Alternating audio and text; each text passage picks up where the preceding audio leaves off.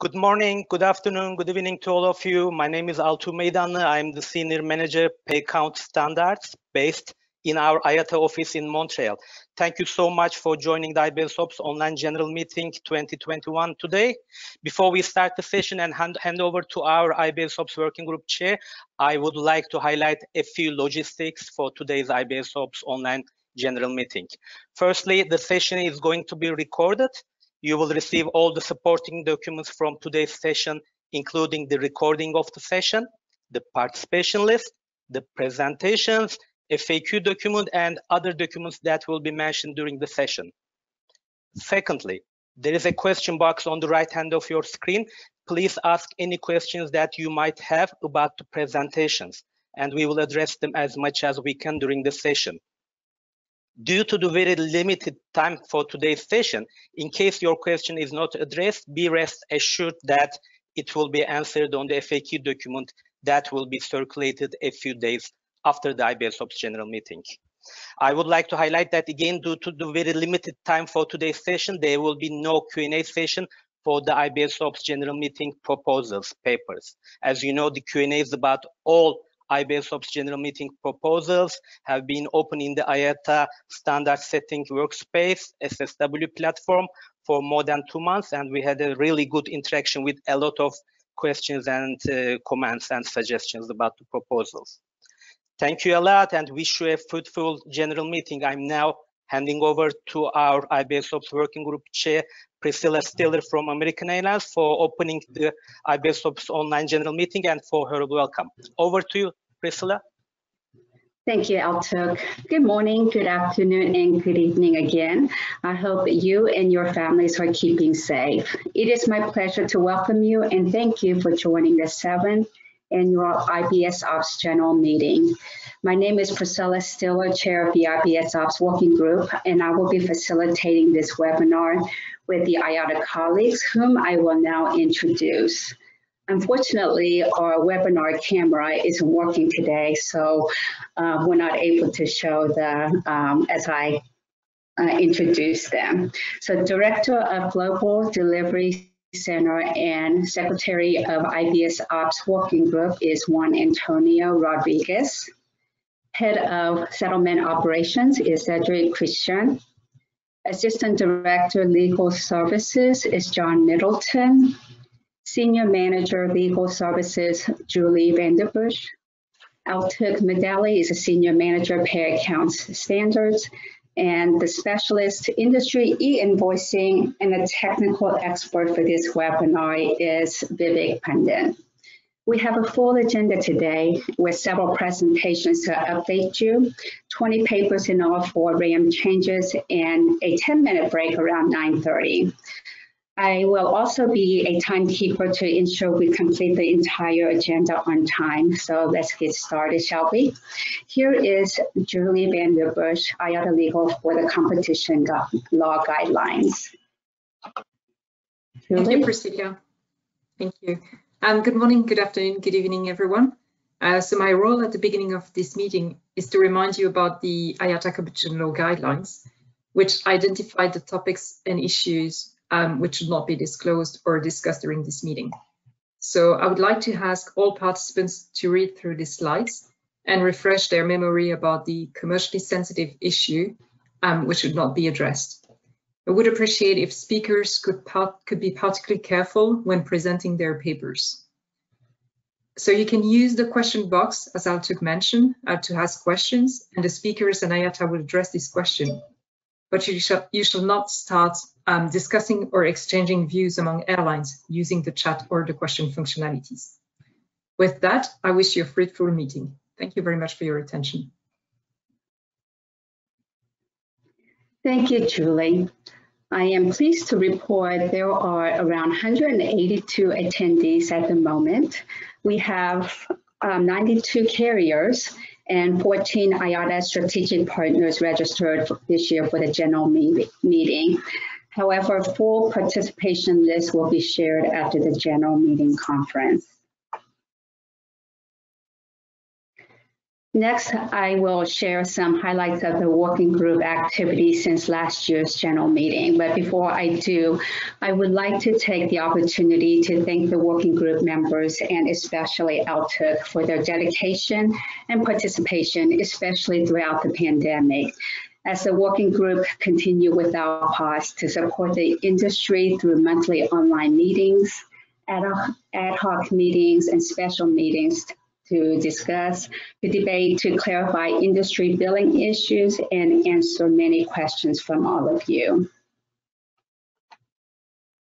Currently, IBS Ops Working Group consists of 14 members and 2 official observers. The working group term has been extended to next year, 30th of September 2022. Please note that the application process for new IBS Ops working groups will be announced next year, so please do think about serving in this working group. There are 2 seats reserved for members with expertise in Iata Clearinghouse and 2 seats for expertise in cargo. And the appointments are for a term of 3 years. Currently, the membership status for the IBS Ops Working Group, we have had 4 resignations, and we appreciate these individuals for their contributions. Air France Vice Chair Sophie Crusoe, China Southern Airlines Annie Lee, South African Airways Felicity Sokoto, Han Airlines Amisha Haveri, and we gained 6 new IBS Ops working groups. I'd like to introduce them and thank you for joining. British Airways Caroline Elkington, United Airlines Isabel Ruiz, Air France Isabel Sanchez, Lufthansa Yvonne Riebel for cargo, and China Southern Airlines Jacqueline Zhang, Xiamen Airlines Cargo Sam Chan. Thank you for joining. In addition to the 6 new members, we have existing members from Qantas Airways, James Hayward, Air New Zealand, Gavin Pereira, Swiss Airlines, Miriam Burgett, TAP Air Portugal, Paula Godinho, American Airlines, Priscilla Stiller, Etihad Airways, Sachin Jain, Singapore Airlines, Sui Han, from Emirates, Suresh Furkat, and we have 2 official observers, Ab Bauman from KLM and Nurum Kiran from Turkish Airlines. Next, I'll share some highlights of the working group activities since last year's general meeting. So we have prepared 5 proposals for the IBS Ops General Meeting agenda.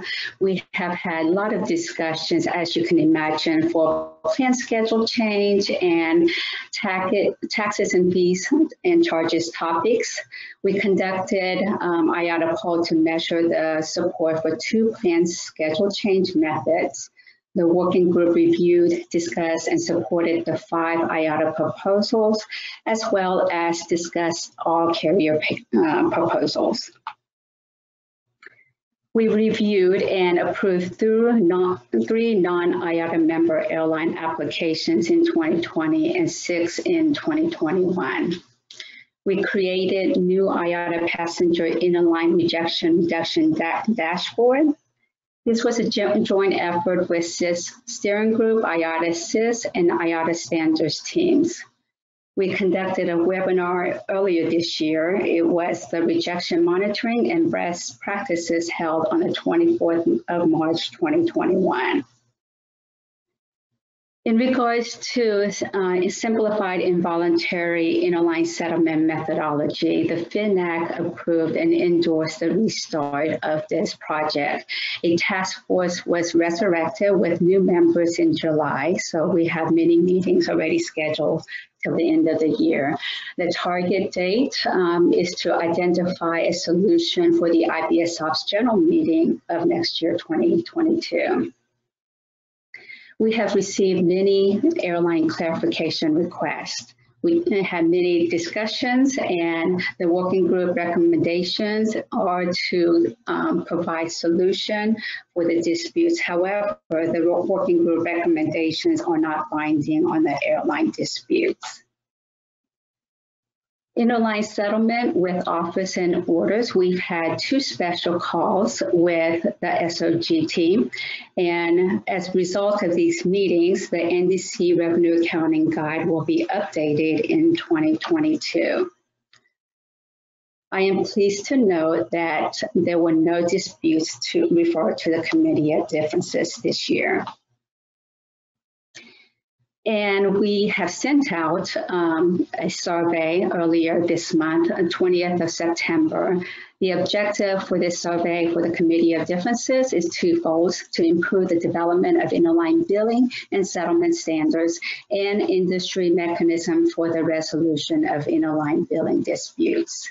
The closure date is tomorrow, so if you have not made your survey, please do so today or tomorrow. It closes tomorrow. So kind reminder to do your homework. And the online ballots, the ballots will open on the 1st of October and will close on the 15th of October. So this, if you have not registered to the Iata SSW site, the standard setting platform, please do so today. And if you have any difficulties, please contact the standards at iata.org. Due to time restrictions, it's not possible to answer questions during the online meeting today. So the IBS OPS General Meeting proposals were on the SSW site on the 16th of July. So hopefully you were able to get all your questions in. We did receive a lot of discussions and inputs, and most carriers were able to submit their questions. It was available till the 20th of September, and there were a lot of interactions. So thank you for the good interactions from the IBS OPS General Meeting communities. The detailed online ballot was attached to the General Meeting agenda, as well as the ballot video was distributed by Ayat. The online ballot results will be announced after the ballot closure on the 15th of October. Additionally, I'd like to let you know that there will be a survey after the meeting. The survey link is shown on the screen. Your comments matter to us and help us to better serve you. So if you can take the survey, we would really greatly appreciate that. And thank you. Iata will be recording, as Altuk mentioned, and all the participants will receive a copy of the recording. Any questions you have in regards to the working group activities with this PowerPoint, please contact the IBS OPS working group through Altuk's email as shown on the screen. Next is the year in ICH update. I will transfer this to Cedric. Cedric? Thank you, Priscilla, and good morning, good afternoon, and good evening, everyone. First and foremost, I hope that all of you continue to be safe and strong given this never-ending pandemic. It's the second consecutive year where unfortunately we cannot meet face-to-face, but hopefully will be the last time. And I'll do my best during the next 15 minutes to convey all relevant information as far as ICH activities are concerned. In terms of the agenda for today, I will start with the 2020 highlights, which will remain the worst year ever in many aspects, as opposed to 2019, which had been for ICH a year of reference and multiple records. Then we'll go through the 2021 outlook with actually some positive signs, touch base on the highlights for the first 3 quarters of the year, then spend some time on our risk management activities, which continue to be paramount under these rather challenging times. And we'll finish on positive notes, sharing with you the results of our 2021 survey, but also giving you latest status on the ICH CIS ACE Aviation Carbon Exchange Initiative. So without any further ado, let's move on to the 2020 highlights. And here it is. Very good. All right, so 2020 has been the worst year ever for our industry and obviously the ICH. With 20.4 billion processed, volumes fell by 67.4% compared to 2019 levels. We've seen a drop in all four categories of transactions being processed by the ICH, with the biggest in UATP, down by 83.4%, followed by passenger, 73% down, miscellaneous, 54% down, and cargo, 19% down. In terms of transactional terms, with close to 800,000 invoices processed with SMI, we've seen an overall drop of 39% compared to 2019. Now, in terms of the settlement success rate, we achieved 99.977%, with 4.6 million resettled out of the 20.4 billion processed and 17 suspensions. On the membership side, we finished the year with 460 active participants, so down 3 compared to end 2019, with 16 new participants, 1 reinstatement, 17 suspensions, 2 withdrawals, and 1 termination. Airlines continue to represent around about 65% of the total active ICH participants. On the system side, we've had last year 17 releases addressing 4 enhancements given the freeze on enhancement budget and 62 incidents, but with no critical ones to report. We also successfully conducted a disaster recovery in September 2020 and obtained from our auditors, Deloitte, the renewal of our SOC 2 certification with no exceptions. Now, moving on to the 2021 outlook. Volumes processed in August were 35% down compared to the same period in 2020. Now, let's not forget that January and February 2020 volumes were more or less regular ones, and the pandemic has already hit us as from March, April, as you can see on the graph with the green line. In 2021, during the last 6 months, so we are looking at February to August, there has been a continuous growth in the volume of transaction being processed. And comparing completed quarters with 3.7 billion processed in Q2 this year, there has been a 19% growth compared to Q1 this year with 3.1 billion. So definitely on the right or recovery track. And the year-end forecast for total throughput is estimated to be around about the same as last year, with 20.3 billion versus 20.4 billion last year, but still down 67.5% compared to 2019 volumes. And this is considering a 9% average monthly growth for the remainder of the year.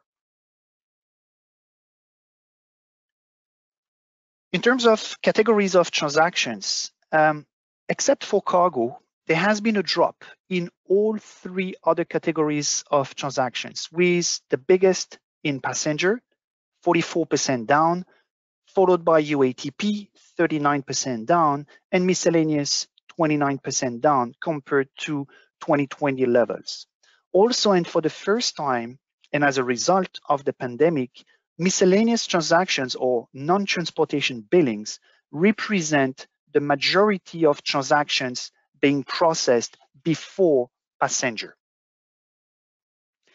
2021 has been a good year so far on the membership side. Since mid-September, we already had 24 new participants and only 6 suspensions.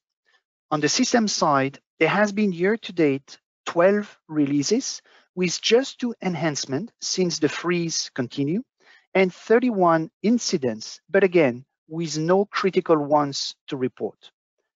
Teleworking continues here in Montreal since March 2020, and although I personally miss a lot of colleagues in the office, teleworking has proven to be working extremely well with no disruptions whatsoever in our ICH activities. To finish this slide again with positive notes, we very recently, since we did it last week, successfully completed our yearly disaster recovery test, switching hosting from Geneva to Zurich. But also earlier this year, obtained the renewal of our SOC 2 certification from Deloitte with 1 deviation, but deemed to be low risk by our auditors. When it comes to special clearances, and John, after my update, will give you more details about Procedure 18, we've managed to conduct 5 special clearances so far this year. Kimber Sterling, ABC Aerolíneas, Interjet, Bratain's Regional, Hong Kong Dragon Airlines, and Air Namibia. Now moving on to risk management, which continues to be of utmost importance. Despite the increase in number of late payers and protests, we've managed to limit the number of suspensions until now to a reasonable number. Year to date, we've had 6 suspensions, 2 in Africa, Middle East, 2 in Europe, and 2 in Asia Pacific. So down 4 compared to same period last year. Now, it's important to mention that from the 6 suspensions, unpaid balances have in all cases been fully covered by security deposits, thus no resettlement required, resulting in 100% settlement success rate or 0% unrecovered amounts out of the 10.6 billion processed year to date. Now, we not only limited the number of suspensions, but also continued our collection efforts whenever possible from this year and previous year's suspensions. And I'm pleased to report full recoveries have been done for all 2021 suspensions, but also for 2020 members you can see on the slide, whereby repayment of amount resettled last year has been done. Although there are always too many suspensions, this limited number is again the result of a continuous thorough monitoring of members' positions and performance. We've had a 3% increase in the number of deposits, but a 8% decrease in value, which is quite normal since we've accepted and will continue to, given the exceptional circumstances on certain occasions, to use deposits held to settle payable balances.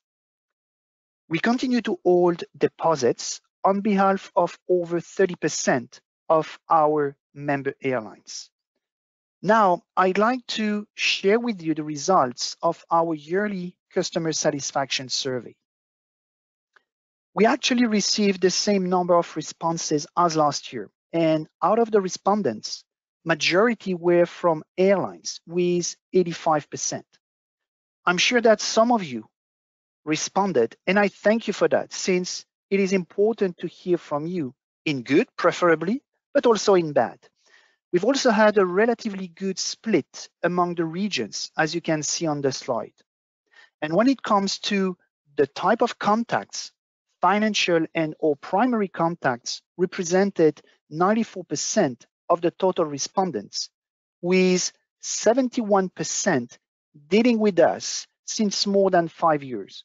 So I can safely say ICH experts.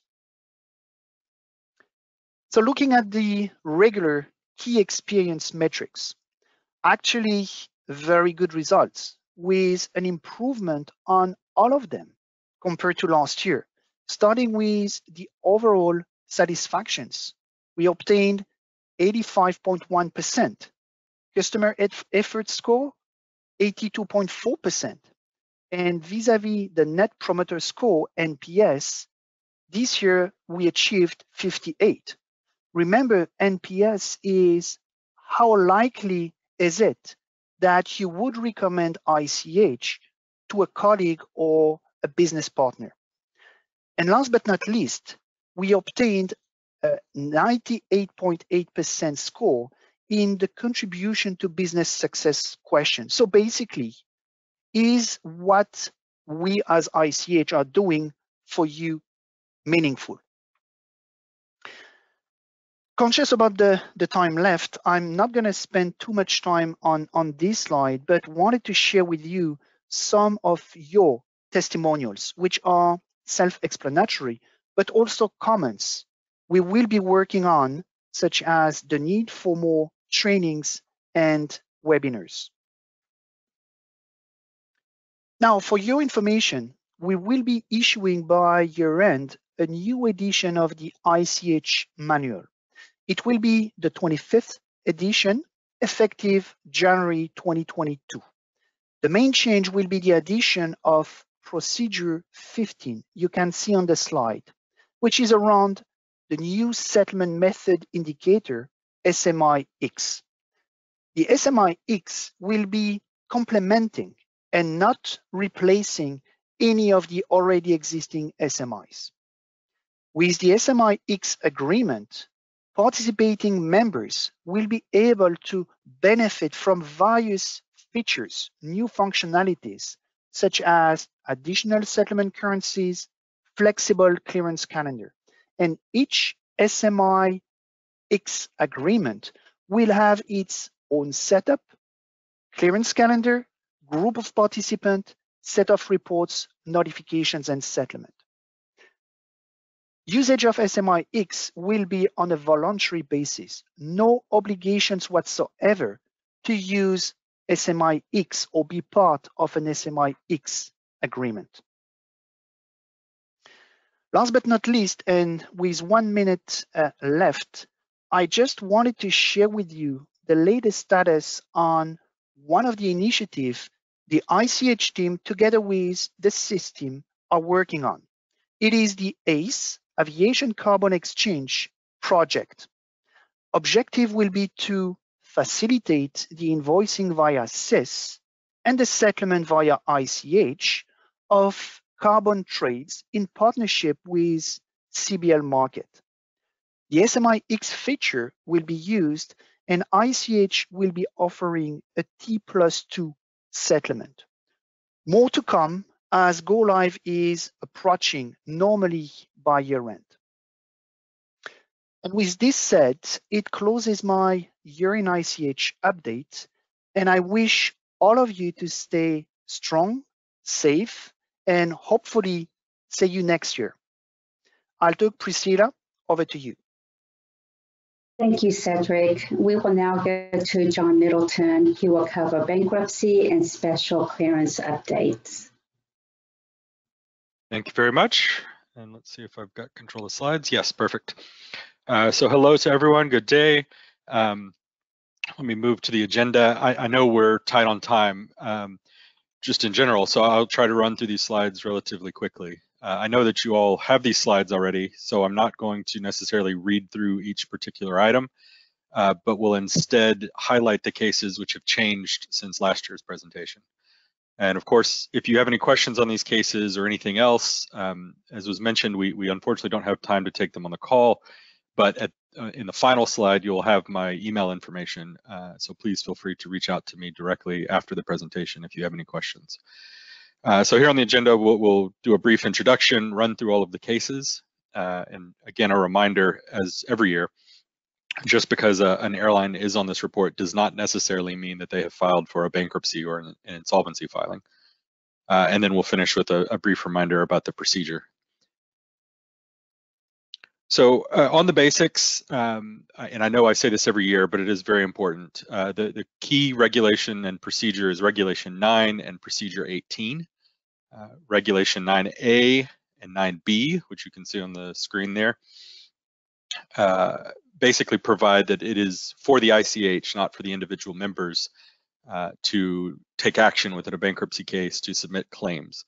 And if you do take action individually, then that might interfere with the ICH's ability to claim its rights in court and therefore jeopardize the rights of all the other members. So for that reason, if an administrator or other representative of a suspended or bankrupt airline approaches you trying to collect on a claim that was submitted through the ICH, please do refer those to the ICH, to either Cedric or to myself, so that we can take that up directly with them. Also, and again, I say this every year, these cases do take time. I mean, you'll see some cases that are, more than 7 years old. You've got some reasons on the slide why they take time, but I think probably the last one is all that matters currently. We have seen during the pandemic that many courts have simply ceased functioning. And so the already slow bankruptcy processes, I think it's fair to say, are taking even longer. So we do share your pain with that, but of course there's not a whole lot we can do about it, unfortunately. And also it does take some time internally to identify the funds from around the world, to run the 6-month post-suspension submission process, and then ultimately to run a special clearance to make any distributions that may be possible. And also just a reminder here that there is additional information available on these cases. We do it every twice a year instead of just during this meeting once a year, via the bankruptcy and suspension extranet updates. So if you have any questions between these yearly presentations, please refer to that site. So let me jump right into the cases. And again, we're going to start from the oldest and go to the newest. So looking at the cases from 2014 or earlier, here I would highlight the Variglog case, LC 183. Unfortunately, there will be no distribution possible from the bankruptcy estate, so we're going to have to close this one without making any further payments. The other one to highlight on this slide, which has changed, is C9251 Cirrus. We were able to resolve some disputes regarding our claim, and now we'll be able to proceed with a special clearance to permit a small recovery. See on the next slide, the change here will be JK680 Spanair. Again, we've been able to resolve some disputes that were blocking our potential distribution. So this one is now, like Cirrus, in line for a future special clearance to permit a partial recovery. Let's see. There we go. I think both of these are worth noting in our 2015 cases. So Transaero, we filed a claim in the bankruptcy as was reported previously. The change here is that the decision was not appealed, thankfully. So the partially successful result of the trial court has been upheld.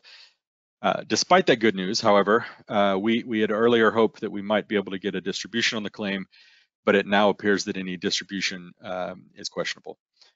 So despite the trial court victory, it may be somewhat Pyrrhic in that we don't actually see any money on that claim. On Estonian, the other case from 2015, we were able to reach a settlement with the estate resolving the challenge to our claim, which is good. And in this case, we do expect a partial distribution, again, following a special clearance. So for 2016 and 2017, these cases, there's actually no change on these, but they're reported here again, just as a reminder. Here's some further 2017 cases, again, no change. And again, and as I said at the beginning, I think you're starting to see the impacts of COVID in these cases. 2018, unfortunately, again, no changes or updates on these cases either. Okay, so for 2019, here we do have one change to mention in the Aigle-Azur case. We submitted our claims against the bankruptcy estate in that case, and we have received a potential objection to those claims, and we're working with local counsel there to address that and defend our position.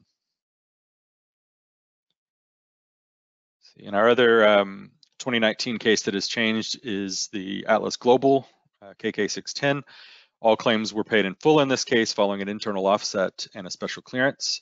So that's a very good result, and we will happily therefore close that case. Okay, for 2020, Flybe, all claims were paid in full in this case as well, following a special clearance. So again, good news, and we will close out that case. For the next one, Blue Air, we were able to cover all of the amounts as of suspension in full, which is good. We've also been able to resolve the disputes regarding our ownership, excuse me, we've not been able to resolve the disputes regarding our ownership of the claims. So we're now looking at the possibility of an internal offset to satisfy the post-suspension balances, and hopefully we'll be able to give you more of a report on that next year. But again, with the courts moving the way they are, things have slowed down. Another case, which is good news, Brothans, we were able to pay all the claims in full in that case after a special clearance, and we'll close that one out as well. Here we go, slide 2 for 2020. The Comair case, we reported last year that there had been a plan filed. That plan has now been approved. It projects a very minimal recovery of about 1% to 2%. Which I guess is better than 0, but not by much. But we will continue to monitor that case, and depending on how it results, and if this distribution is in fact possible, then we may be able to make a partial distribution on the claims. And then finally, on this slide, Air Italy, I think you will have all seen the circulars on this one, but we were able to agree to a process with this airline that permitted their orderly wind down from the ICH following a cessation of their operations. We went out and provided members the opportunity to submit claims through November of 2020, and we were then able to pay all of the claims, those claims in full. And then we're now running the post-suspension recording process, and we have to see how that turns out, but unless something unexpected happens, we do believe that those claims will be able to be paid in full as well after a special clearance. Oop, went too far. So for the rest of 2020, following the presentation this time last year and then on to 2021, you'll have heard already during Cedric's presentation, we were very happy to report that the few suspensions that we had, we didn't have any losses in those cases, so there's nothing to report on thus far. We'll continue to monitor those cases for the post-suspension claims, and if there are material claims which can't be covered, then we can report on them this time next year.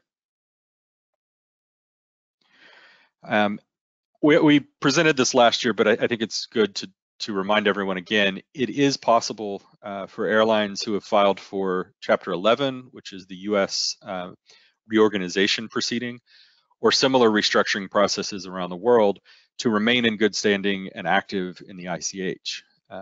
You'll see circulars when this happens explaining the situation, but this will require the airline to place a security deposit with the ICH, and of course to commit to paying all of their claims in due course, business as usual. We have seen, however, in some cases that they protest certain individual claims as having arisen prior to the bankruptcy filing. We don't like this, and it's discouraged, but it is explicitly allowed in the RAM manual and in the regulations. So we do permit it if they do choose to go that route. So if you see that and have any questions, of course, please reach out to myself or to Cedric, and we can help explain the situation there. And just for everyone's reference, here on the next slide, you'll see the list of those airlines who have filed for Chapter 11 or similar proceedings around the world and remain active in the ICH. And again, I think a lot of these you probably saw last year, but you should have received a circular on each of these explaining their situation. But if there's any questions about their status, please don't hesitate to reach out to myself or Cedric. And then finally, and I know we've been doing this for years and years, but it's critical, so I want to do it again briefly here. Just a reminder that in each of these cases to always follow Procedure 18, which is to say timely submit your claims against the suspended airline. In most cases, we will provide for 6 months after the suspension to submit your claims.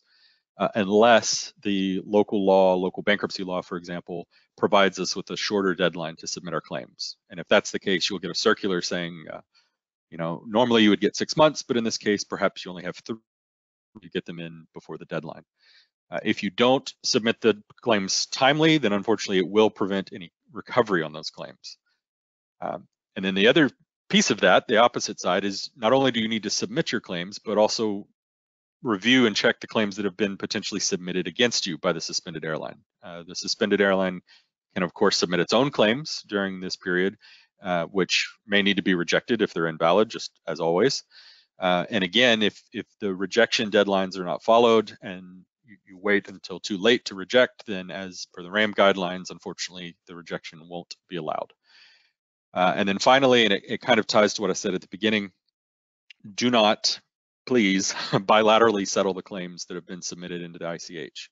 So again, if the estate approaches you and says, look, you owe me X, and it's on account of claims that were submitted to the ICH, please refer those to myself, to Cedric. If you do settle them bilaterally, it often results in a worse outcome for your own claims because you don't have the possibility of offsetting through the ICH. And it is in any case against the regulations and therefore, unfortunately, grounds for suspension. And I know that was very quick in the interest of time, so I apologize if I've blown through anything that you were interested in. But again, you've got my email here on the screen, so please don't hesitate to reach out to me afterwards if you have any questions or concerns. Thank you very much. Thank you, John. I have been told by my IATA colleagues that there is a little echo at my end, so I apologize if my quality isn't very good. But we do have a couple minutes running ahead of schedule. If you have any questions for Cedric or John, please enter them in the chat box and we will get to them. We will go to Natasha Cherry at this point to introduce a new online voting system. Natasha?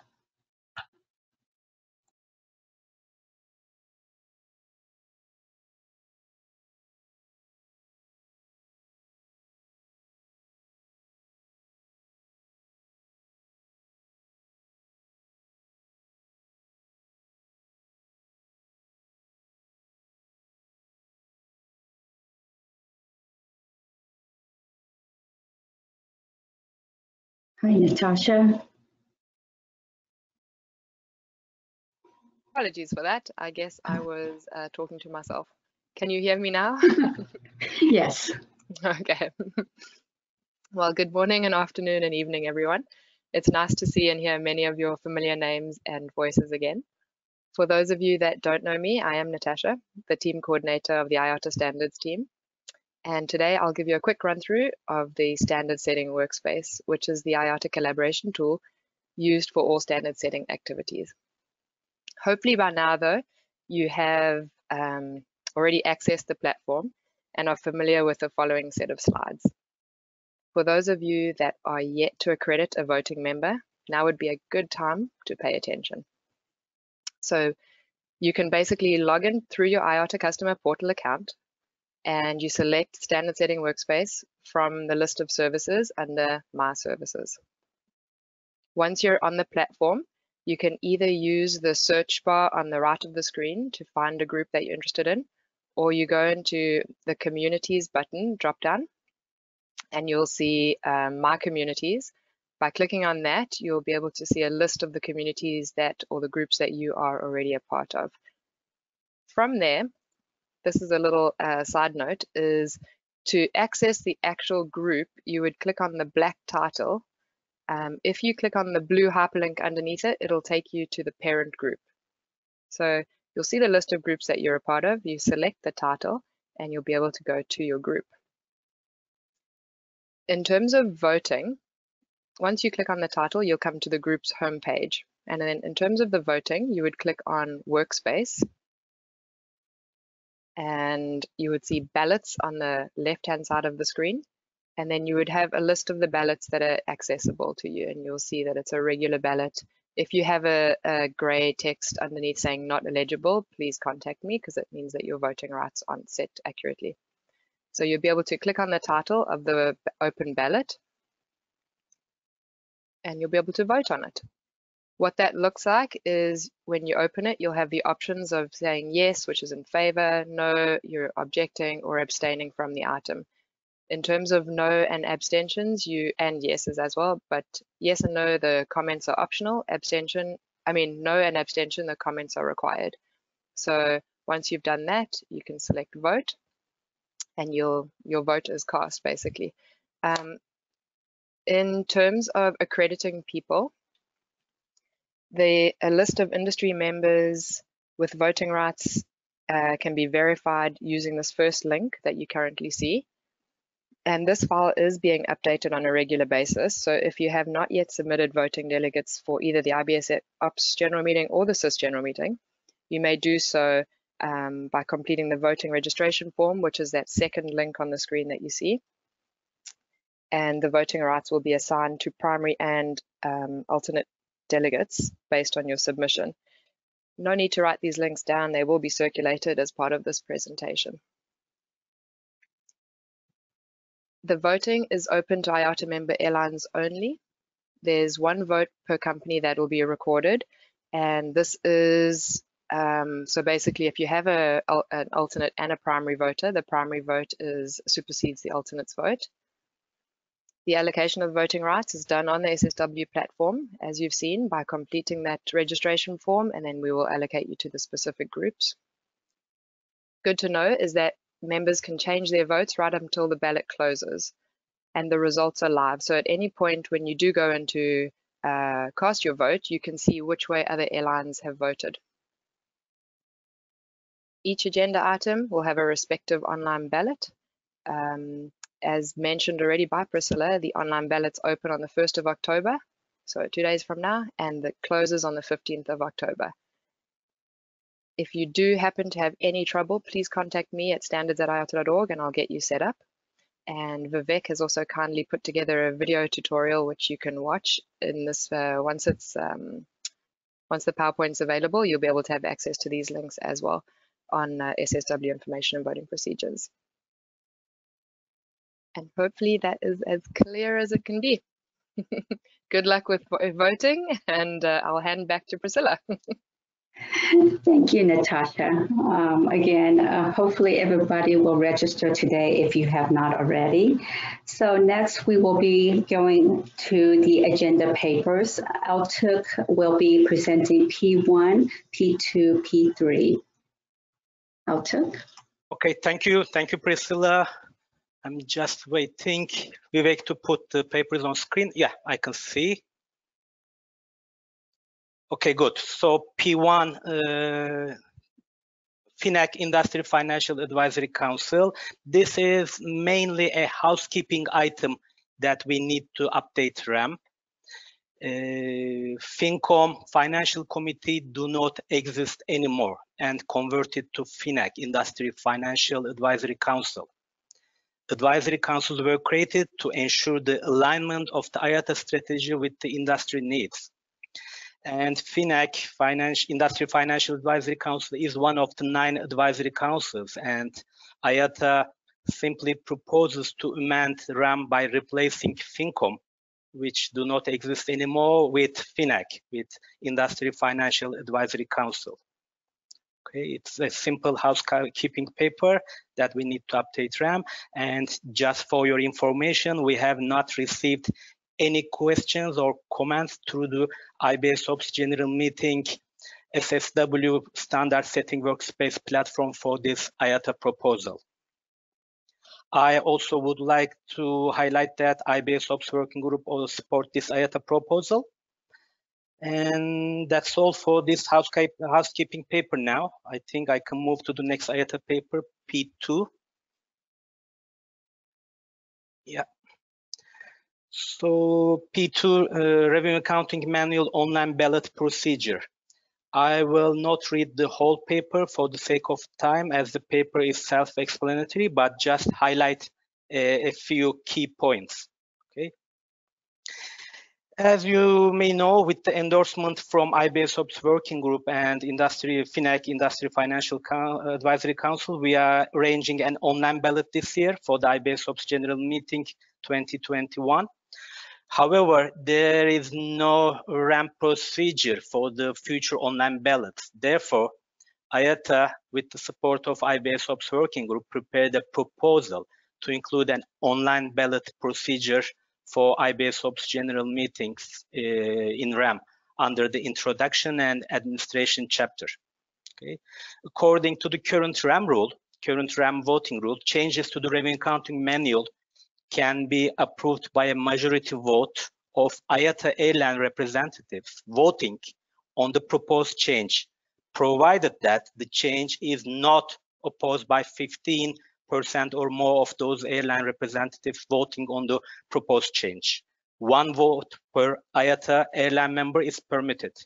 Abstentions will not be considered in assessing the result of the voting procedure.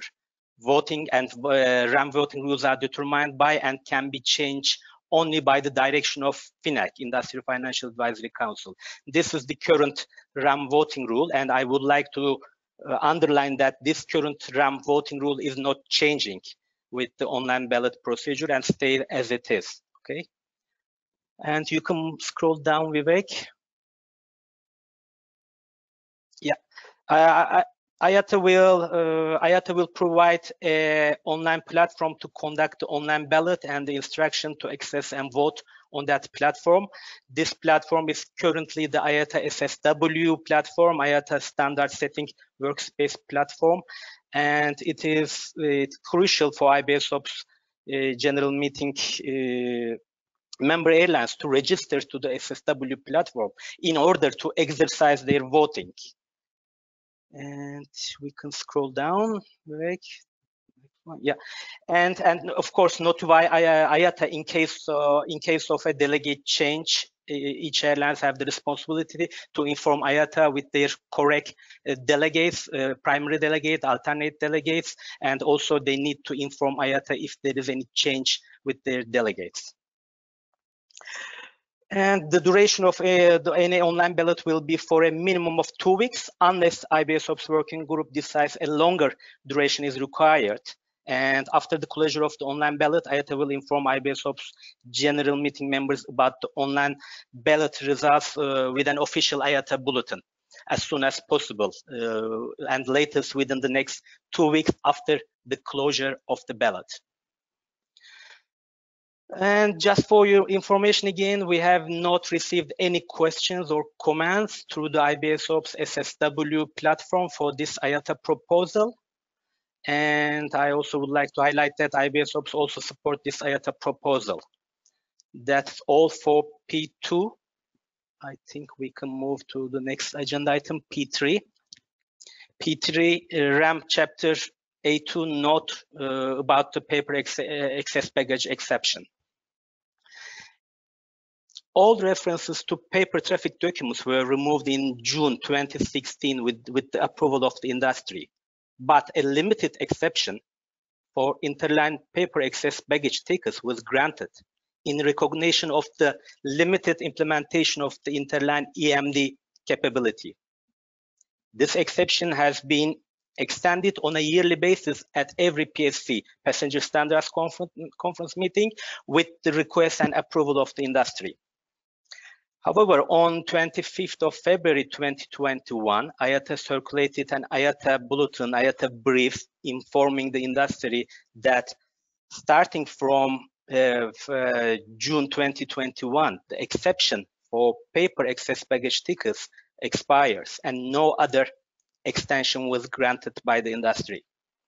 Therefore, the note at the beginning. Sorry, I'm hearing my own echo, but it's better now.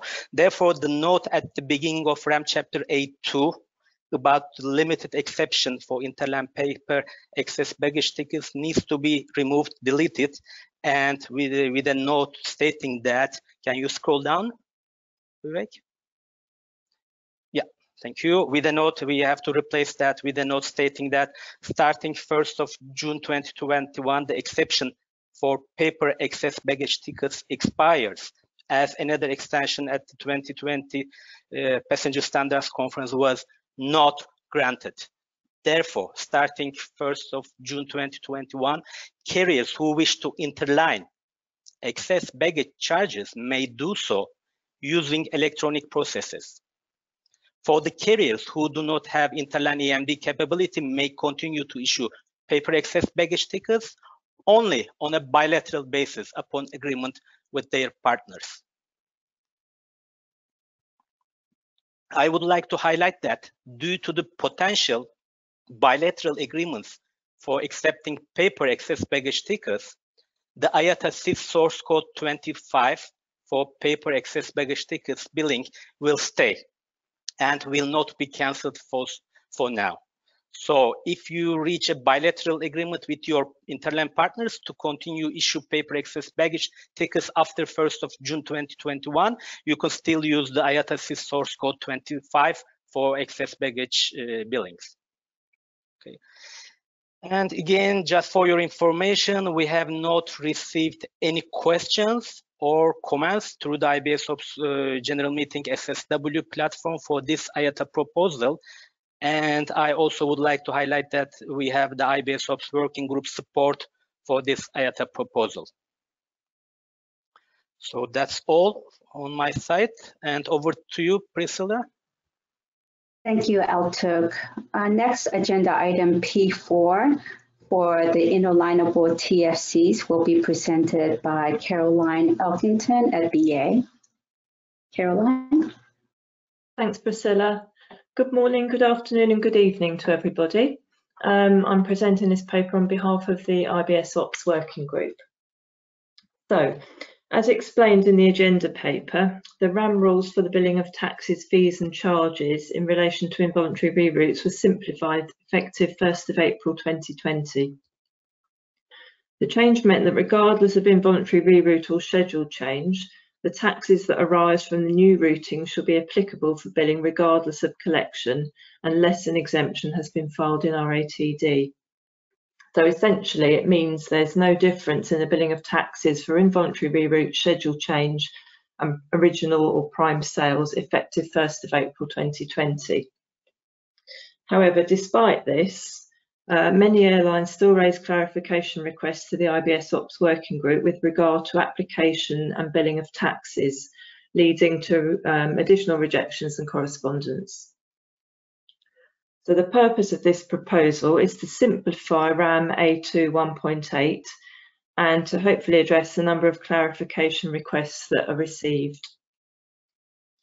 So we did have some good carrier participation and suggestions during the Q&A window ahead of this general meeting. So thank you very much for those that raised questions. All carrier feedback and comments were taken on board, and where appropriate, the proposal's been revised accordingly. We would like to take this opportunity to highlight the revisions that have been made to the proposal since the official agenda was published. So the first change in the new A2 1.8.2 amount to be billed. So here, a valid point was raised regarding the wording in the main paragraph, that instead of restricting the exemptions to 1.8.2.1, on the basis there could be other exemptions filed in RATD for other than involuntary changes, it should be more of a generic statement. So we changed the wording to remove the reference to 1.8.2.1 in preference for the more generic statement, unless an exemption filed in RATD applies. Would you like to, can you scroll down a little bit, please, in the paper? Thank you, sorry. So the change I've just highlighted is the one that's highlighted in yellow here. The second change that was made was to remove some of the repetitive wording from 1.8.2.1 for simplification purposes, because that wording was already mentioned in the main paragraph. The third change that was made, some examples, again, some carriers requested that additional examples, some examples were added because they were deleted in the original proposal. So we've added some examples to for better understanding of the rules. As you can see here, so we've just had one example with an original ticket and then highlighted what taxes would be applicable for a voluntary or schedule change reissued ticket or an involuntary reissued ticket. And then if you could scroll down further, please. Thank you. And then the last addition. So a question was added about the comment on the GB tax, where we'd said that GB is not billable as there is an exemption filed in RATD for involuntary rerouting, and that it was specifically about the next comment, and it was not applicable to the original ticket. So somebody was sort of asking, well, why do we need to refer to the original issued ticket? So we've added a note to say that the GB tax involuntary exemptions filed in RATD states that the GB tax for the revised journey shall remain the same as applicable to the original journey. So that explains why it was necessary to refer back to the original ticket. And those are all the changes that were highlighted. So thank you very much. Back to Priscilla. Thank you, Caroline. Thank you for all the comments for those carriers who have participated in this paper. So we will go to agenda P6, and that will be RAM 2 1.8.2.2, again, interline TFCs, and this will be presented by Chris Fang from Shaman Airlines.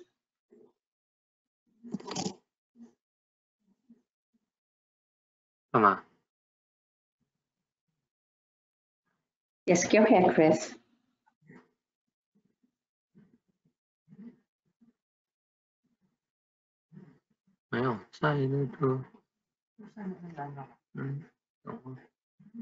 We can hear you.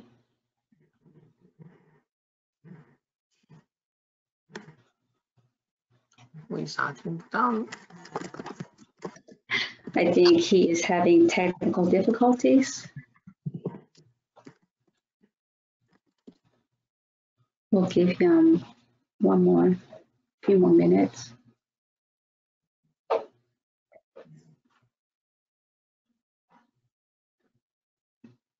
Hi, Chris. If you can hear us, please go ahead and speak.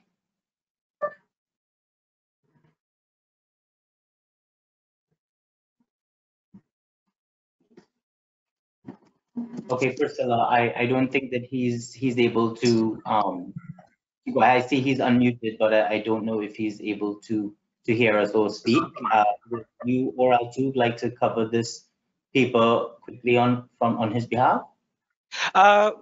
Vivek, maybe we can move to the next agenda paper, and during the break we can try to solve the issue with Chris, and then the technical issue will be solved and we can return back to this paper. Is that okay, Priscilla? That is good. We will move on to P6, and that will be Suresh Vorkot from Emirates. Suresh, are you on? Thank you, Priscilla, and hello everybody, and greetings from Emirates, wherever you are. And this is rather a simple paper trying to address a very minor topic, and this relates to the FFP tickets which are reissued due to schedule change. Now, as a background, currently, as you all know, we do have a specific rule under Chapter A2 Para 2.5.6, which addresses the FFP tickets reissued due to involved reroute. However, as a problem, what we've seen recently is that we're coming across few tickets which are issued on account of schedule change, and we do not have a specific methodology to settle these tickets.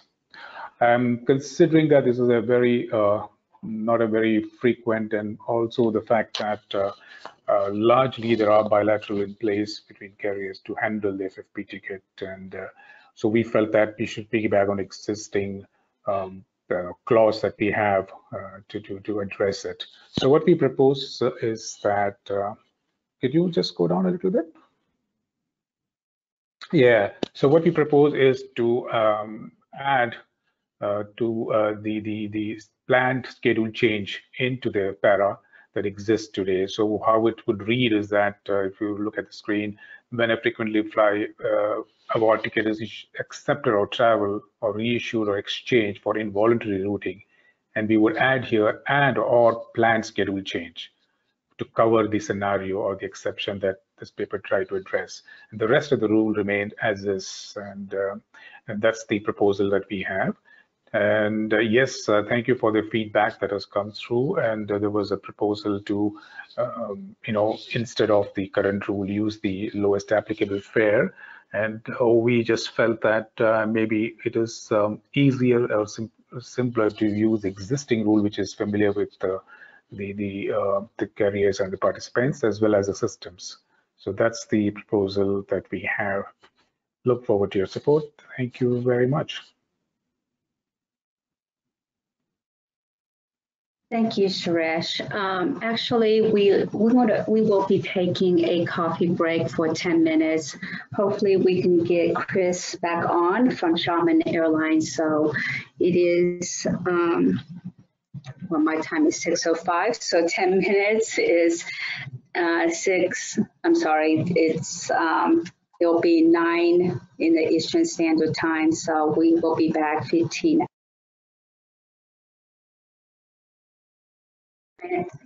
I am so sorry. We will take a quick 10-minute break so we can work with Shaman Airlines to get them online. So 10-minute break, we will be back 15 after the hour, or 16 minutes after the hour. So we will resume in 10 minutes. Thank you.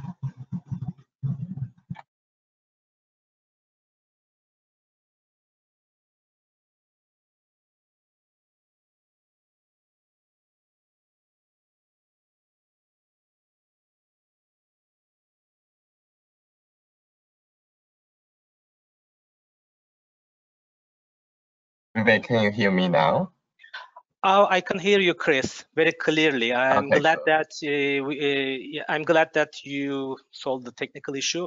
As you know, we already have 2 technical rehearsals, but and your connection was good there, but good. Can you speak a little bit more to test your voice? I think. I think everyone can hear me now. Yes, everyone Hopefully. can hear you, but we are on a break for 10 minutes, and we will start your papers. Okay. Yes. Okay. Okay, thank you. In quarter after. Thank you.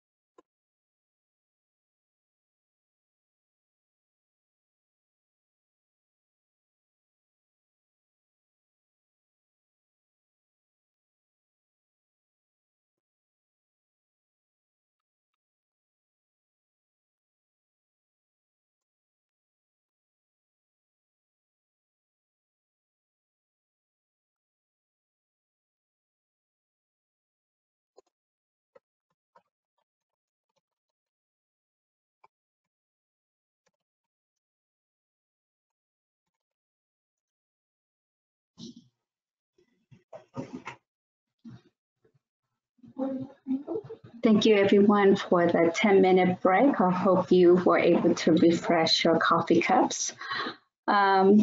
We have resolved the technical issues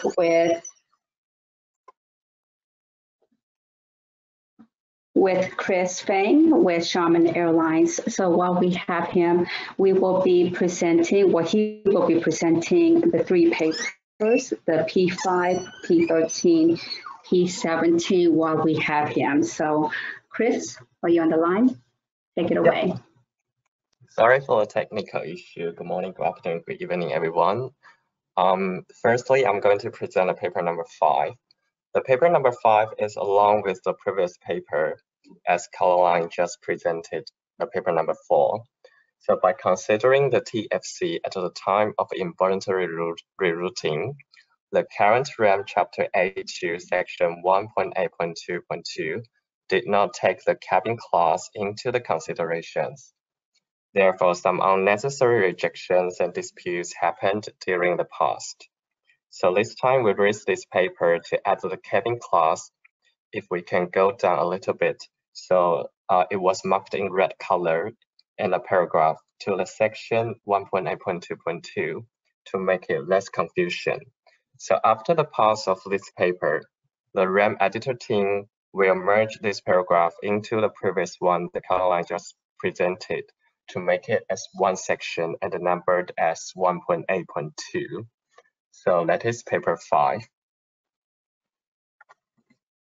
And should I move to paper 13?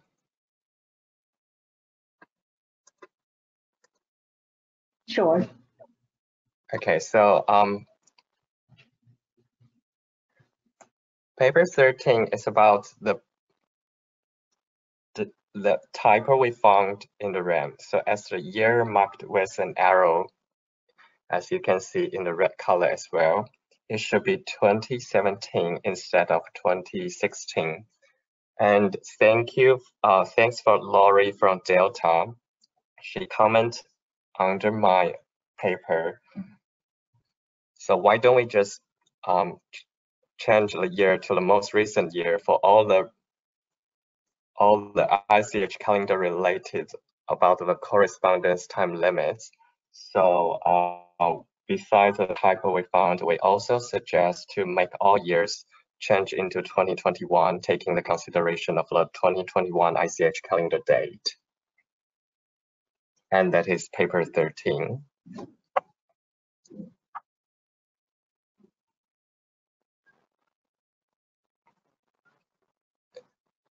So as you can see, we are changing all the year to 2021. And we will move to paper 17. So this paper is a very simple agenda, as the PTA known as prepaid ticket advice has been removed, referring to the 2018 general meeting we had. Therefore, under the section B13, the UATP section, we think the PTA related wordings should be removed from the paragraph, and that is for paper 17. Thank you, and back to Priscilla. Thank you, Chris. We will now go to paper P7, and that will be presented by Sachin Jain from EY.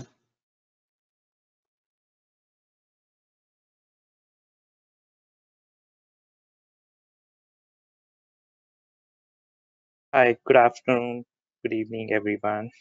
Greetings on behalf of IBS member group.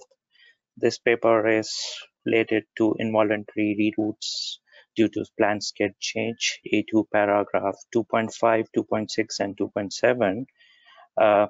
Through our rejection analysis, we found there is an escalation in the rejection due to the involuntary reroute.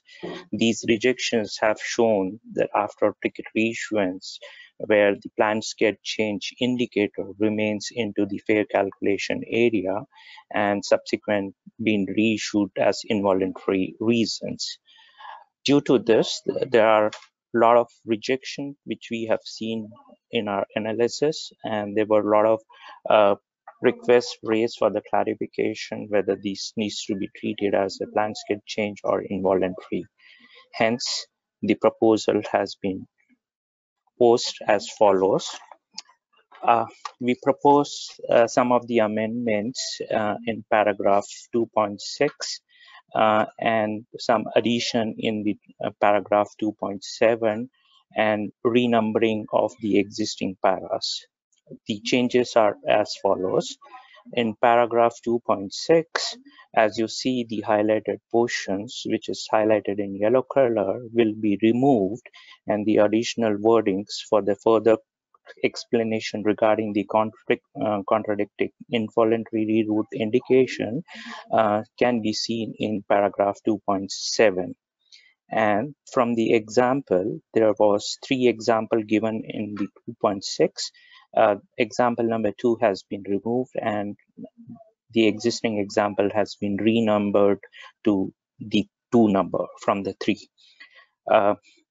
Paragraph number 2.7 has extra added, and which states the contradictory indicators for the involuntary reroutes and planned schedule change. In case of the contradictory designator of the planned schedule change and involuntary reroutes, the RAM application of A2 paragraph 2.5 will be applicable if the number of days, 2 days and 5 days are met. Ignoring the schedule change designation and consider these tickets to be involuntary rerouted. If not, the ticket shall be considered as a planned schedule change. There is an example added here wherein the endorsement restriction on the text box has the involuntary due to schedule change written. However, the date of the reissue ticket date is 1st of May, and the first scheduled departure date is on 2nd May. Under such circumstances, the ticket needs to be treated as involuntary reissued ticket. Under 2.8 paragraph, the existing flow chart, we have made some changes based on 2.7, and those changes are being highlighted in yellow color.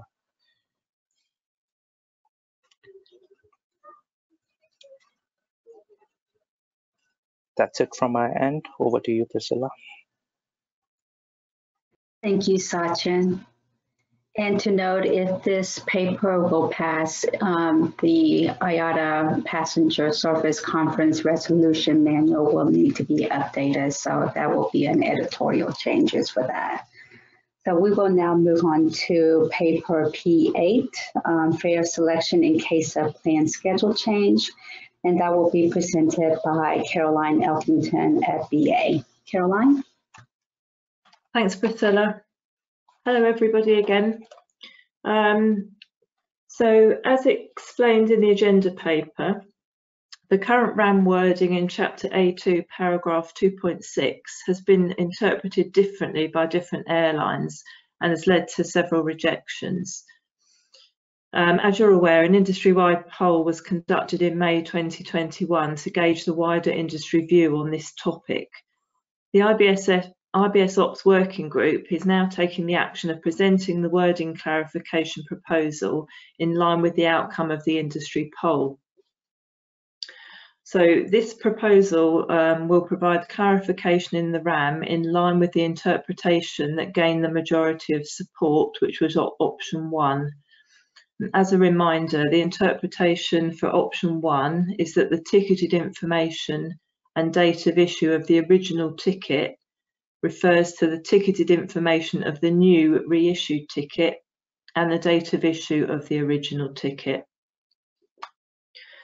The proposal aligns the RAM with the MPA, which states that tickets reissued due to planned schedule change should be treated as voluntary rerouting and protects the revenue of the operating carrier where there is no reaccommodation agreement in place between the reticketing airline and the new operating carrier.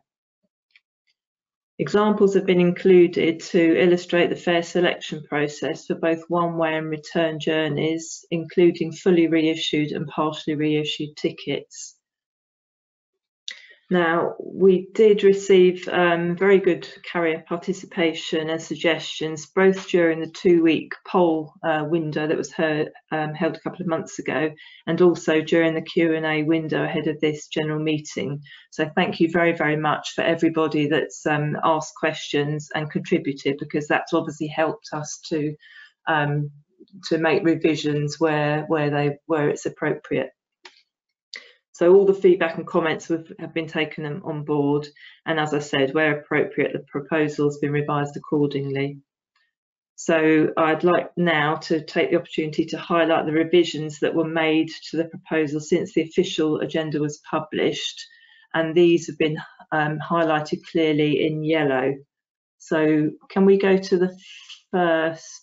So the first amendment was that the word applicable has been added to each of the examples to make it clear that the applicable fare should be used for fare selection.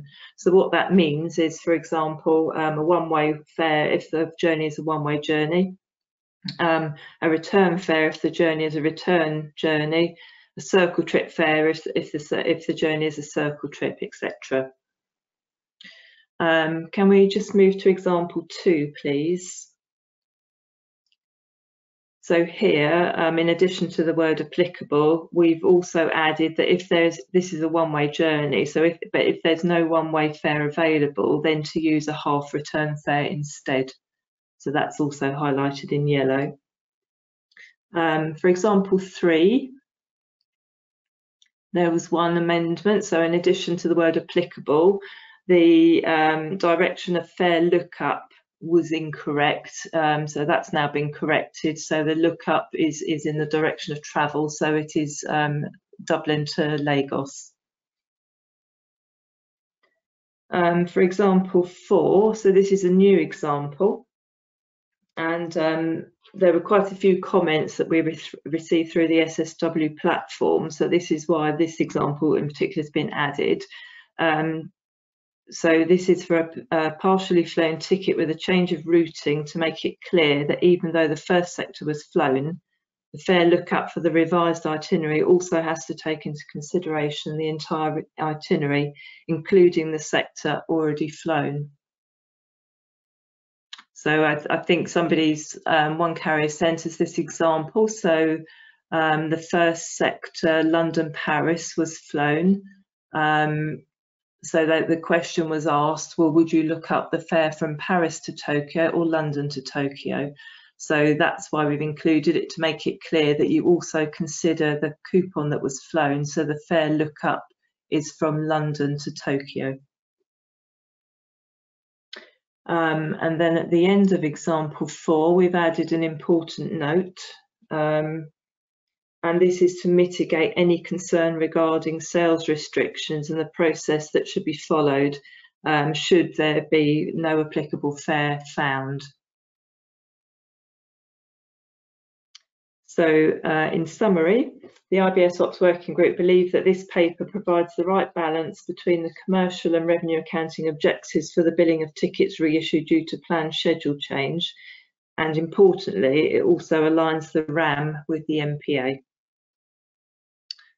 So thank you very much for your attention, and thank you for your support with this paper. Back to you, Priscilla. Thank you, Caroline. Thank you for all those carriers who provided feedback so we can make the paper better. So we will move on to next agenda item P9, fare to be used in billing. And this is submitted by China Eastern, and Jeremy Chen will be presenting. Jeremy? Okay. Hello, everyone. Here's Jeremy to present the proposal on behalf of China Eastern. At the moment, RAM Chapter A2, Paragraph 3 specifies the rules of the fare used in billing, and when an applicable fare cannot be found in a public tariff, the lowest sector fare will be used. However, the wording, the lowest sector fare, doesn't specify which fare type should be based, and then resulting some disputes during settlement. Some airline believe the fare type is subject to the original route, maybe one-way fare, while the billed airlines may choose the half RT fare, which is a lower one. And both of them are the lowest sector fare. And we received several comments from other airlines, and I appreciate that. So our proposal is to add some wording to avoid this kind of disputes as follows. Should no such fare be filed in a public tariff, then the lowest half RT sector fare published by the receiving carrier will be used, regardless of whether the fare used on the original ticket was one-way or RT sector fare. If no RT fare is available, then the lowest one-way sector fare published by the receiving carrier will be used. Our proposal is just to clarify the specific rules on fare type, and by the way, these situations are quite rare. So we think that the impact on revenue is very limited or even not exist. Moreover, as the final solution on fare selection, it is recommended to be simplified as much as possible. Okay, that's all. This is our brief introduction on the proposal from China Eastern. Thanks very much. And so back to you, Priscilla. Thank you, Jeremy. We will move on to paper P10, and that is the same paragraph here to be used in billing, and it is submitted by Air Algeria, and Rashid Khalifa will be presenting. Rashid? Hello, Priscilla. Hello, Priscilla. Hello. Hello. Hello, everyone. Good afternoon. Hope everything well for you and your family. Currently, Air Algeria and most airlines have an issue regarding the utilization of fare with sail restriction, which should be used only by the owning carrier. However, we face two different scenarios of billing. The first one, when the fare collected has sail restriction and the note of fare specify that the surcharge should be collected with fixed amount or fare percentage. For all airlines not mentioned in the sail applicability rule through GDS. And as the fare ticketed manually, the note of fare will not be checked by the agent and the surcharge will not be collected on the ticket. Then the operating carrier bills the ticketing carrier according to the fare collected on the ticket plus the surcharge as specified on the note of fare under surcharge. For this scenario, the ticketing carrier accepts the fuel amount billed and raise the ADM agent debit memo to the agent.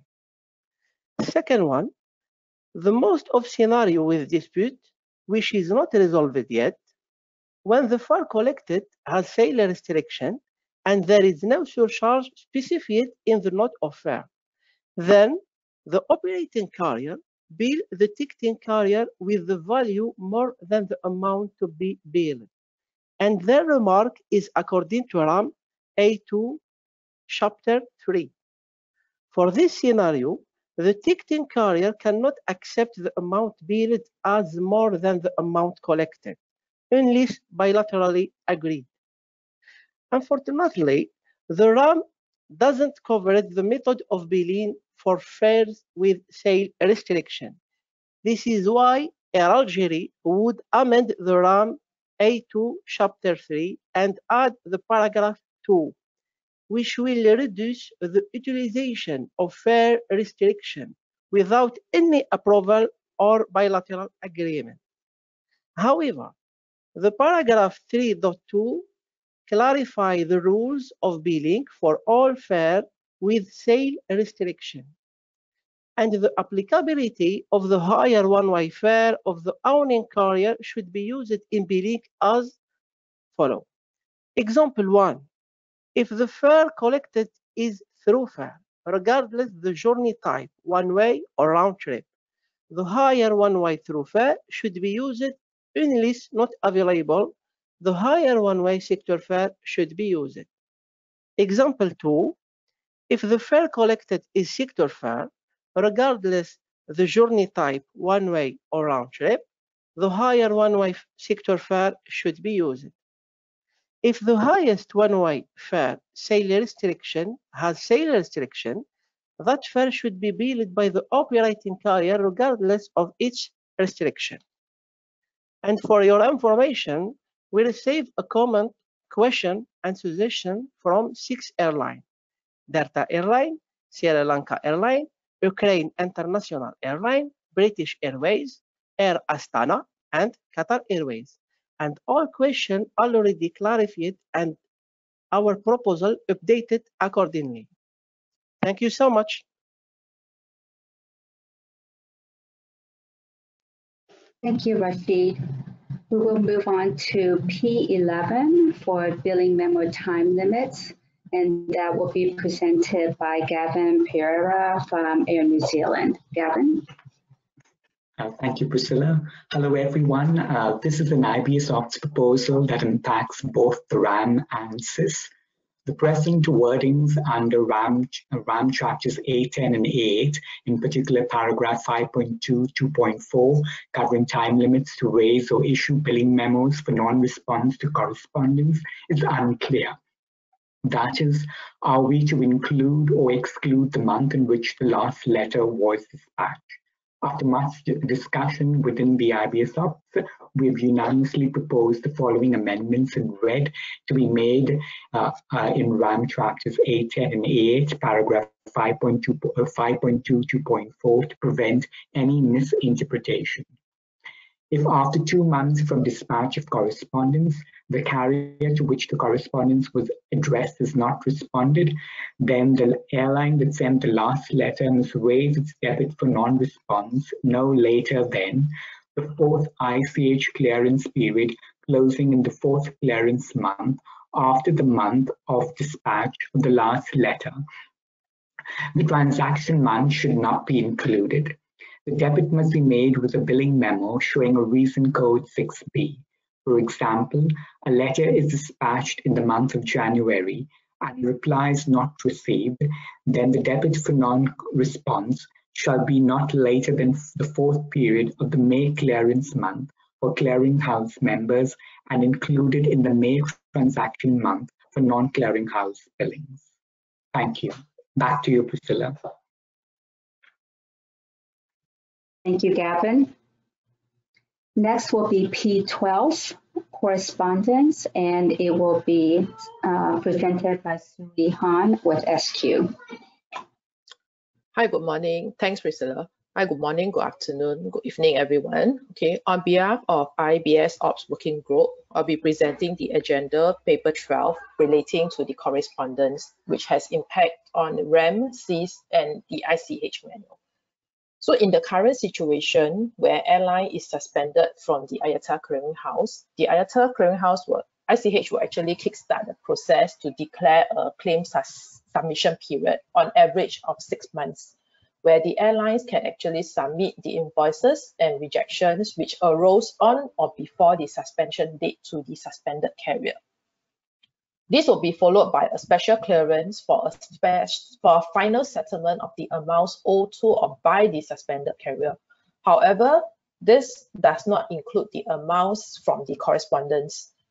So with reference to RAM Chapter A10, Para 5.2.4, this currently only covers the correspondence procedure in cases of non-response and does not include the handling of the correspondence during and after the ICH special clearance.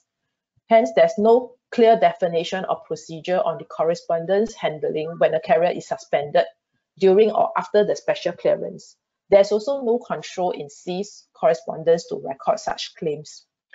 Hence, we are proposing to actually add new paragraphs in RAM Chapter A8 5.2.6, RAM Chapter A10 5.2.6, and RAM Chapter A13 4.4.7 to include correspondence in the special handling with the suspended carrier if the correspondence is resolved with authority to bill granted during the post-suspension submission period designated under ICH Procedure 18. So with this, the new paragraph will be worded as follows. For transactions settled via the Iata clearinghouse, in case of suspension, one or more parties from the ICH, the time limits above will apply. If the correspondence is resolved with authority to bill granted during the post-suspension claim submission period designated under ICH Procedure 18, these transactions will be included in the special clearance. Once the deadline announcing the ICH special clearance has passed, any open correspondence with the suspended carrier can no longer be considered for settlement via the Iata clearinghouse. This means that the Iata RAM time limit rules are no longer enforceable after the ICH special clearance is completed. Hence, if there's any discussion, agreement, and settlement with the suspended carrier on these correspondence cases will only be settled by way of a bilateral agreement at a bilateral level.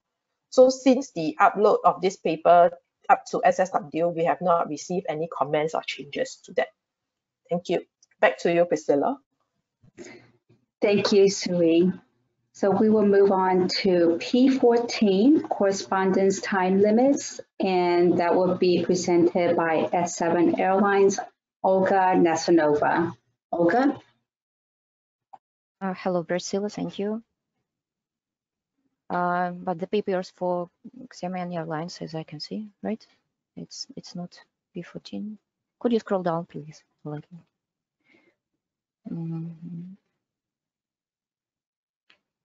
Yes, exactly. Thank you so much.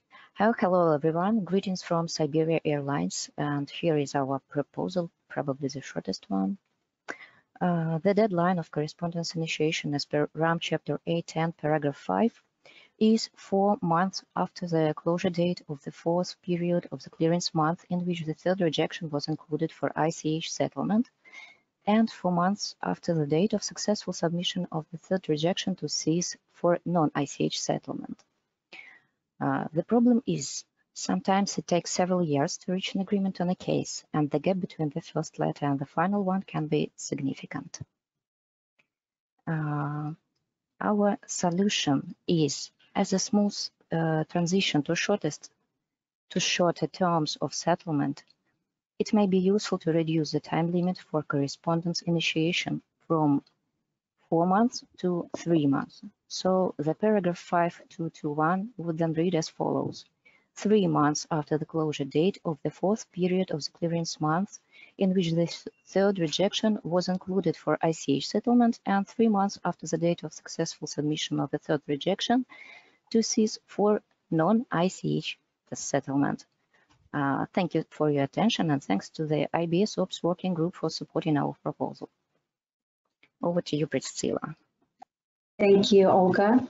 We will move on to P15, currency conversion procedures, and that is submitted by China Southern, and Jacqueline Zheng will be presenting that paper. Jacqueline, over to you.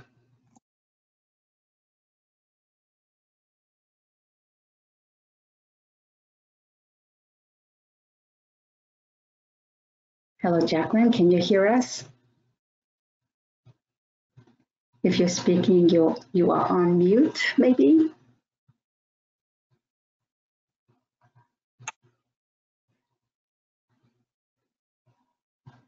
Vivek, did you able to unmute Jacqueline?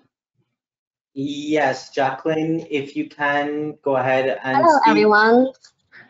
There you are. Go ahead. Okay, hello, everyone. This is Jacqueline, and this proposal is submitted by China Southern Airlines. RAM Chapter 812, Paragraph 1.3.4 doesn't clarify whether the currency conversion procedure applies to the planned schedule change cases. Some airlines convert the currency of planned schedule change tickets based on the fare in the fare box in the currency of the country of commencement of travel, while other airlines convert it based on the equivalent fare fair pay box using the currency of the country of payment. So to reduce rejections, we propose to amend RAM A12 paragraph 1.3.4 as follows. When tickets sold for passenger transportation commencing outside the country of payment are reissued or exchanged for voluntary rerouting or due to planned schedule change, billings of the new tickets shall be based on the correct fare in the fare box in the currency of the country of commencement of travel. Note: tickets issued in exchange for EMDs or for involuntary rerouting shall be billed based on the correct amount in the currency of the country of payment. And thank you for the comment from British Airways. We revise our proposal and make it more clear. Okay, that's all. Thank you. Thank you, Jacqueline.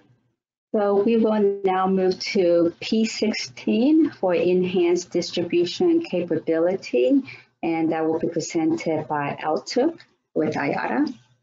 Thank you, Priscilla. Agenda item P16, RAM Chapter B8, Enhanced Distribution Capability. The RAM Chapter B8 Enhanced Distribution Capability was approved in 2016, and this chapter has not been amended since 2016. However, there are changes and revisions, especially in the enhanced and simplified distribution terminology since 2016, which needs to be reflected in RAM Chapter B8. And there is also a need to align the RAM Chapter B8 with the Future of Interland Business Requirements document and implementation guide and messages. Okay. Within this framework, we would like to change the headline of the RAM Chapter B8 into Enhanced and Simplified Distribution Capability. And also we propose to change the terminology of offer responsible airline and participating offer airline, which is not used anymore with the retailer and supplier, which is the correct terminology within the framework of the new simplified and enhanced distribution standards.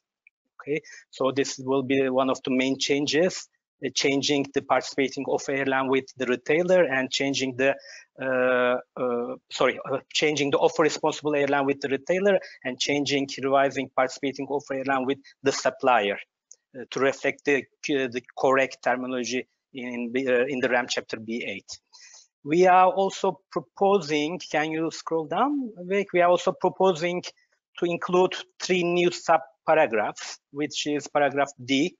Paragraph D, the supplier will return the settlement value and associated conditions with every offer response. Once an order is created, settlement will be on the basis of the settlement value and conditions offered by the supplier and accepted by the retailer. Paragraph E, the settlement will occur as soon as possible after the delivery of the service, unless otherwise bilaterally agreed and regardless of when the offer was accepted and the order was created. Paragraph F, the new paragraph F, interland rejections can only be raised if the supplier did not deliver the service ordered, or the supplier billed the retailer for a value other than the agreed settlement value and in line with the offer terms and conditions. Scroll down. Yeah, thank you. And the revenue counting guide, which was included as a link at the end of RAM Chapter B8, was also created in 2016. And this guide also needs to be reviewed and revised in line with the Future of Interline initiative developments.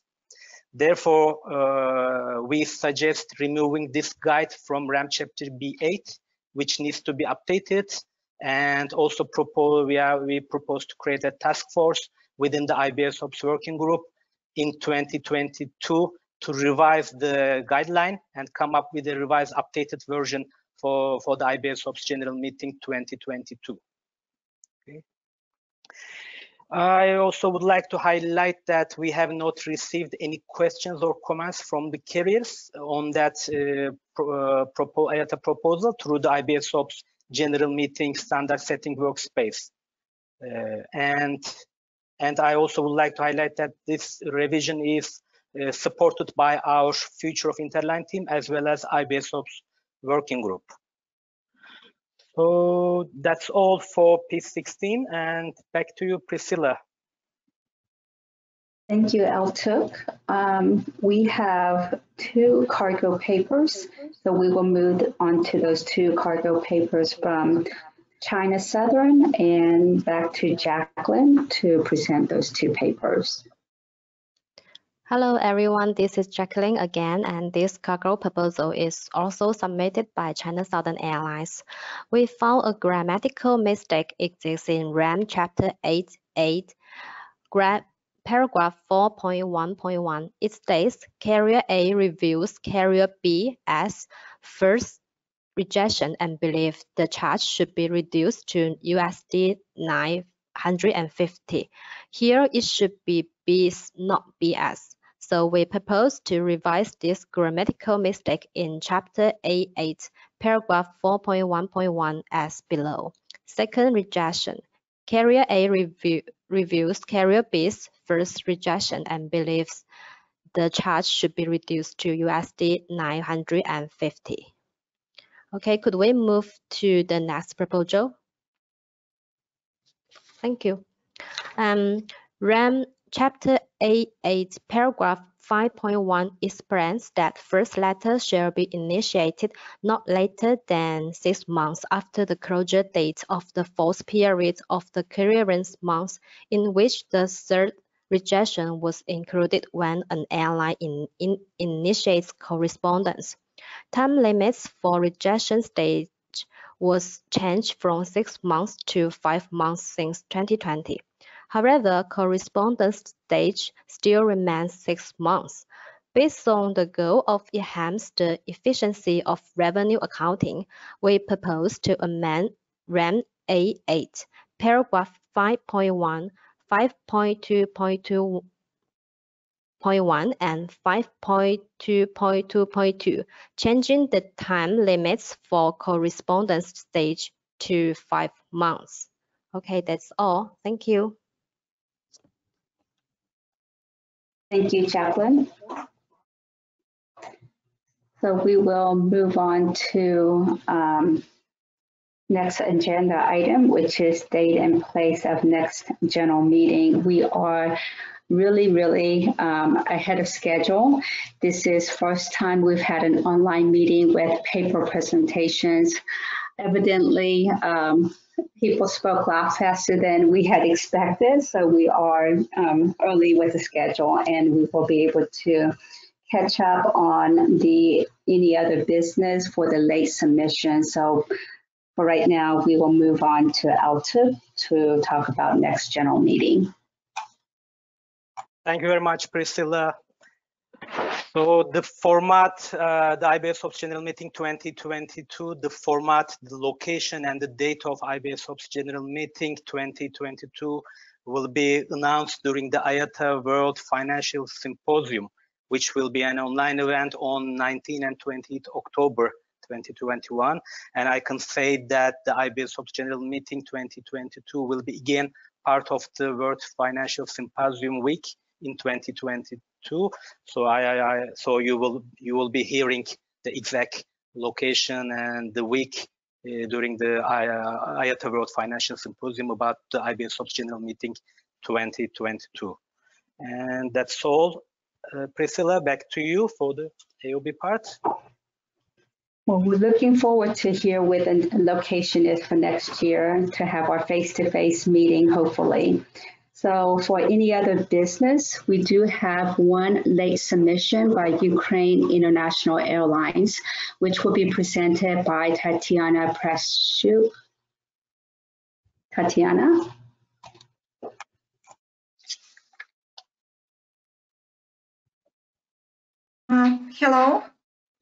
Hello to everyone. I'm Tatiana Prashuk, and on behalf of Ukraine International Airlines, I would like to present our paper concerning from Chapter A2, paragraph 2.5.5. The problem is that the wording available for sale to any carrier may be treated as such fare that has no sales restrictions and may be sold on a stock of any carrier.